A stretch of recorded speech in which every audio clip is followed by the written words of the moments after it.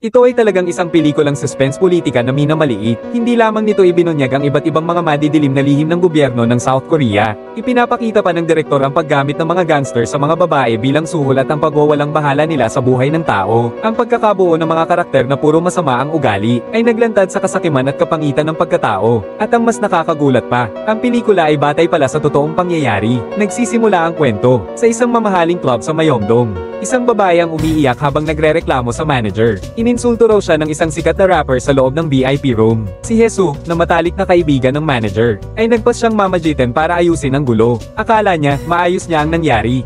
Pero lalo pang nagmayabang ang rapper na si Hwang Mo. Hindi ininom ni Hwang Mo ang alak na ibinuhos ni Jesus. Sa halip, ibinugin niya itong lahat pabalik sa baso. Pasensya na. Hindi ako umiinom. Ikaw na ang uminom para sa akin, dahil sa pagtupad sa pangako. Napilitan si Heso na inumin ito ng isang lagok, ngunit pagkatapos, tinawag niya palabas ang babae sa loob ng silid, para makabawi sa kahihiyan. Si Haeshu, na matagal nang nagtatrabaho sa mga nightclub, ay naghihinala, na ang lalaking may dilaw na buhok doon ay gumagamit ng bawal na gamot. Kaya naman, pinakiusapan niya ang mga babae na hanapin itong mabuti. Pauwi na sila, para mas lalong makumpirma ang hinala niya. Sinabi ni Haeshu ang impormasyon sa kaibigan niyang pulis na si Lao Jin. Dahil halos sigurado si Haeshu sa kanyang hinala, sinimulan ni Lao Jin na subaybayan ang lalaking may dilaw na buhok. Saka lang siya natauhan ng isakay na siya sa police car, dahil bukas na ang concert niya. Nagmamakaawa si Yellow Hair kay Lao Jin na palayain siya, bilang kondisyon. Agad niyang isiniwalat ang mga kasamahan niya. Noong una, hindi pinansin ni Lao Jin ang mga pangalang ito, hanggang sasabihin ni Yellow Hair ang pangalan ng anak ni Master Bai. Biglang nagbago ang mukha ni Lao Jin. May naisip siya bigla.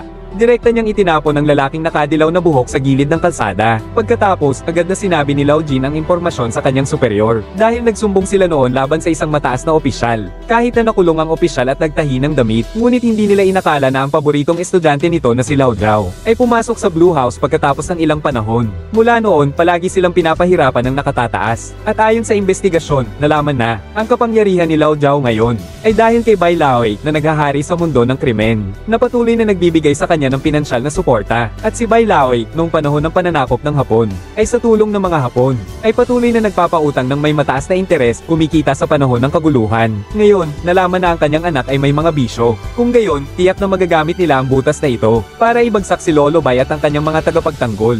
Nang malaman ni Lolo Jin na nagbukas ng bagong nightclub si Hai Ziyo, kaya humingi siya ng tulong dito, kahit ayaw ni Hai Ziyo na makialam sa usapin. Pero dumiretso si Lolo Jin sa kanyang boss na si Representante Zing. Si Representante Zing, bagamat isa siyang miyembro ng sindikato, ay hindi pa rin kasing laki ng negosyo ni Lolo Bai, dahil sa pangamba na makakamit ng kalaban ng monopolyo, at sa paulit-ulit na pangako ni Lao Jin. Pumayag si Representante Zing na ibagsak si Lolo Bai. Si Jesus, na ang gusto lang ay mapatakbo ng maayos ang nightclub, ay napilitang sumali sa plano, at para maisakatuparan ng planong ito, agad na ipinahuli ni Representante Zing si Hwang Mao sa bar.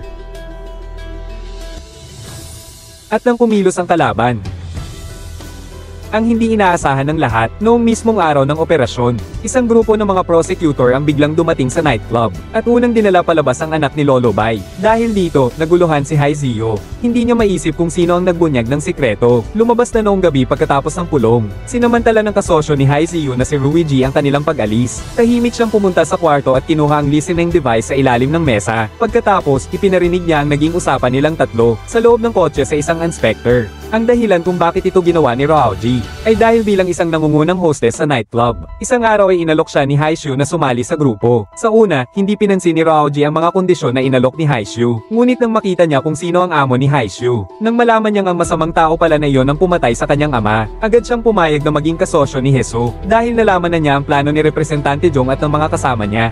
At para na rin makapaghiganti sa kanyang ama, kaya napilitan siyang maging istorbo. Ngunit hindi inaasahan ng lahat na ang pangyayaring ito ay lalala. Nang matagumpay na makontrol ng Paiskal ang mga sangkot, habang nagpapakasaya sa pag-asang mapopromote at tataas ang sweldo, hindi niya akalain na sa gitna ng pagtatanong niya sa iba, ang anak ni Master Bai, dahil nalaman niyang pinagtaksilan siya ni Hwang Mao. Sa galit ay bigla na lang sinaksak ang huli. Sa harap ng bigla ang pangyayaring ito, ang naguguluhang Paiskal ay hindi alam ang gagawin. Ngunit sinabi ng kanyang katulong ang isang makahulugang salita. Pag-isipan mo itong mabuti. Napaka-espesyal na pagkakataon nito, matapos ang maikling pag-iisip. Nagdesisyon ng tagayusig na ituloy ang masamang plano. Pagkatapos, tinawag niya si Mr. Bai sa silid, at ipinahiwatig na kung ayaw niyang mapahamak ang kanyang anak, ay dapat niyang ayusin ang posisyon sa Blue House para sa kanya sa hinaharap. Dahil nahuli na siya ng tagayusig, wala nang nagawa si Mr. Bai kundi ang sumang-ayon. Kinabukasan ng umaga, ikinwento ng tagayusig kay Representante Zing ang lahat ng nangyari kagabi. At para matapos na ang aksidenteng ito, ginamit ng tagayusig ang ebidensya ng mga paglabag ni Representante Zing para takutin itong maghanap na ng masisisi bilang salarin. Dahil sa presyon ni Lolo Bai at ang tagayusig, wala nang ibang nagawa si Representante Zing kundi ang sumang-ayon.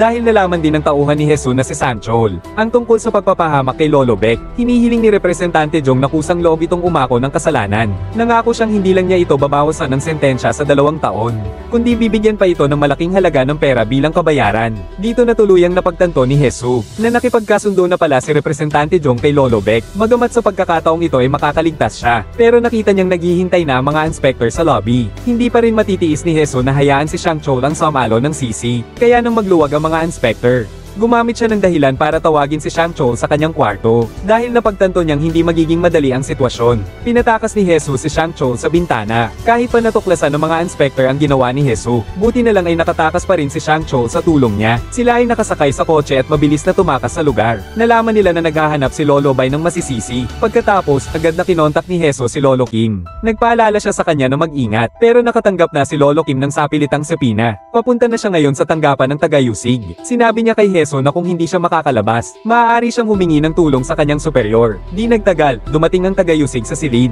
Nalaman na nila na ang target ni Lao Jin ay ang protector ni Master Bai. Nais niya na mas mabuting sumuko na si Lao Jin. Kung hindi, paparatangan niya ito ng gawa-gawang kaso. Sa harap ng mabigat na babala ng tagayusig, hindi nagpatinag si Lao Jin at hindi pumayag. Nang malaman ni Hai Ziyu na nakakulong na si Lao Jin, kaya agad niyang kinuha ang video para hanapin ang kanyang superior. Ngunit dahil ang CCTV ay nagpapakita lamang ng pagkuha sa kanya, hindi nito mapapatunayan na pinatay si Huang Mao. Kung ipipilit nilang iulat ito, malaki ang posibilidad na magkaroon ito ng negatibong epekto. At pagkatapos niyang sabihin yon, tumawag ang kaibigan ni Hai Ziyu na nagmamay-ari ng nightclub. Ayon sa bilin ni Hai Ziyu, nalaman niya na may ugnayan si Ruiji at ang tagayusig. Sa narinig na yon, agad na naunawaan ni Heso ang lahat. Agad siyang umalis para hanapin ang isa. Kasabay nito, dahil nalaman din ng tagayusig na tila may kaugnayan din si Ruiji sa kaso, kaya naghanda siyang dalhin siya sa opisina ng tagayusig para interogasyon. Mabuti na lang at dumating si Jesus sa tamang oras. Matapos ang paliwanag ni Ruiji, nalaman ni Hai Ziyu na naghihiganti pala ito, ngunit hindi niya rin inaasahan na magiging ganito kalala ang sitwasyon. Pwede sanang ibigay ni Hai Ziyu si Ruiji kay Master Bai, ngunit pagkatapos nilang maghapunan,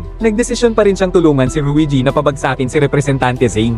Bukod sa pagkaawa kay Ruiji, ang totoo, mas higit pa doon, si Rice ay matagal na niyang lihim na iniibig. Pagkatapos, gumawa silang dalawa ng isang detalyadong plano, gamit ang mga koneksyon ni Rice. Mabilis niyang nakontak ang isang kliyente na kanyang kilala. Ang kliyente ay ang pinuno ng Street Strategic Planning Department. Ipinahiwatig ni Rice na mayroon siyang impormasyong makabuluhan na maibibigay. Sa una, hindi alam ng pinuno ang layunin ni Rice. Pero matapos ipaliwanag ni Heso ang lahat sa telepono, saka lamang siya naniwala sa katotohanang sinasabi ng dalawa. Agad niyang pinag-record si Heso ng video. Kinabukasan, ang pag-aresto ng Paiskal sa isang sikat na artista ay naging trending. Agad na napunta sa alanganin ng opisina ng Paiskalya. Ang balanse sa pagitan ng iba't ibang kapangyarihan ay biglang nabasag. Napagtanto niyang malapit ng kumalat ang apoy sa kanya. Pinilit ni Master Bai ang tagayusig. Dahil sa pamimilit ni Master Bai, agad na hinanap ng tagayusig si Representante Zing. Pinagbantaan niya ito na humanap agad ng masisisi, habang naghihintay si Master Bai ng resulta. Bigla siyang pinakitaan ng isang video ng kanyang tauhan. Ito ang video ni Jesus na nagpapatunay na pinatay ng anak niya ang isang tao. At bago pa man makapag-react si Master Bai, ang pinuno ng strategic planning ay humiling na makipagkita sa kanya. Ang dahilan pala kung bakit hindi niya inilabas ang video, ay dahil gusto niyang ipakilala siya ni Lolo Bai sa Blue House. Nang mapagtanto niyang muli na hawak ng iba ang kanyang buhay, napilitan si Lolo Bai na sumang-ayon sa kondisyon ng pinuno, para matapos agad ang kaguluhan ito. Agad na dinukot ng pinuno si Jesus matapos siyang gamitin. Ngunit nang akala ni Lolo Bai, sa wakas, magagamit na niya si Hai Ziyu para tapusin ito. Ngunit bigla siyang pinatingin ni Hai Ziyu sa kanyang cellphone, habang tinitingnan ng mga litratong sunod-sunod na dumarating. Doon lang napagtanto ni Matandang Bai, na ang lahat ng ito ay plano ni Hai Ziyu at Ruiji. Ang layunin ay para mapalabas si Matandang Bai mismo. Kaya kung may mangyari sa kanya ngayon, kahit magpaliwanag pa si Matandang Bai, hindi siya paniniwalaan. Ipinahayag ni Jesus kay Lolo Bai, na may paraan sila para para matulungan ang anak niyang makalaya. Ang tanging hiling nila ay patawarin sila ni Lullaby. Para sa isang taong may talento tulad ni Jesus, napilitan si Lullaby na pumayag. Sa pahintulot ni Lullaby, mabilis na natagpuan ni Jesus at ng chief ang kinatawan na si Zing. Dahil sa banta ni Lullaby, sa pagkakataong ito, si Representante Zing ay walang magawa kundi sundin si Jesus. Ayon sa mga ipinag-uutos ni Jesus, ipinadala ni Representante Zing ang kanyang mga tauhan para kausapin ang kanang kamay ng tagayusig. Matapos ang ilang pananakot at pang-aakit, napilitan ng babae na dalhin sila sa bangkay ni Huang Mao. Sa puntong ito, iminungkahi ni Jesus na ipapapahayag niya sa tagayusig na ang pagkamatay ni Huang Mao ay kagagawa ng mga drug lord. Ngunit pagkasabi niya nito, hindi niya inaasahan na ipapasok ang tagayusig. Malinaw na isisisi ni Lullaby ang pagkamatay ni Yellow Hair sa tagayusig. Hindi lang iyon, hindi niya talaga binalak na palayain sina Haizio. Sa pag-aakalang matatapos na ang lahat, masayang sinabi ni Lullaby na, nitong mga nakaraang araw, mayroon siyang proyektong nagkakahalaga ng 400 bilyon. Si Representante Zing ay makakapagtayo ng kumpanya para kumita ng malaki, at ang strategic planning ay makakakuha rin ng bahagi mula rito. Pero ang kondisyon ay, kailangan muna nilang alisin si Heso at ang iba pa, sa daan patungo sa liblib na bundok. Hindi matanggap ni Heso na doon na matatapos ang kanyang buhay. Kaya, sinamantala niya ang pagkakataon na hindi nagbabantay ang lahat. Bigla na lang siyang nagwala sa loob ng sasakyan. Nawala ng kontrol ang sasakyan at mabilis itong tumagilid. At habang dumarami ang mga nagkukumpulan, sa wakas ay nakaligtas sina Heso at ang iba pa. Pero kahit na ganito, patuloy pa rin silang binabantayan ng mga tauhan ni Lullaby. Ang akala nila ay matatapos na ang lahat kapag napatumba si Representante Zing. Pero napagtanto nilang magkaugnay pala ito kay Lullaby. Matapos pag-usapan, napagkasundoan nilang lahat na kailangan ng sabay na puksain si Lullaby. Sa tulong ng mga kaibigan nilang pulis, matagumpay na nakaalis sina Heso sa ospital.